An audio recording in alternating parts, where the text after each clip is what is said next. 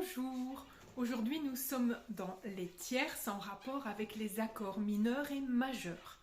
L'accord mineur a une tierce mineure et l'accord majeur a une tierce majeure. Je vous ai fourni trois sortes d'accords et les notations, parce que les notations vont varier en fonction de l'éditeur, c'est-à-dire du livre, de aussi la région d'où ça vient. Donc si vous êtes en France ou en Belgique, vous pouvez trouver des LA, FA, tandis que si vous êtes côté germano ou anglophone, vous aurez des A, des F, des B qui n'ont peut-être pas une signification pour vous encore, et on va travailler là-dessus dans les jours qui viennent, ainsi que les notations un petit peu bizarres.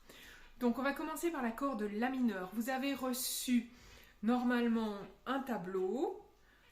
Pour la gamme de La mineur, vous avez une partition et je démarre sur simplement l'accord de La mineur et l'accord suivant de la partition qui est un Ré mineur. Et puis je fais le lien entre la mineure et la majeure. Vous recevez les notes, elles sont écrites. Servez-vous-en. Maintenant, quand on est en La mineur, il faut savoir qu'il y a toujours un ton qui est celui qui est le principal, qui a le plus de tonicité, qui a de la force, de la puissance.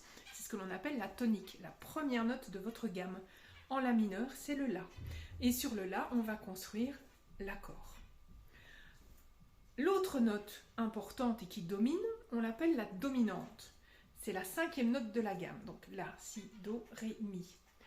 L'accord qui va se développer sur le Mi, dans le cas du La mineur, va dominer.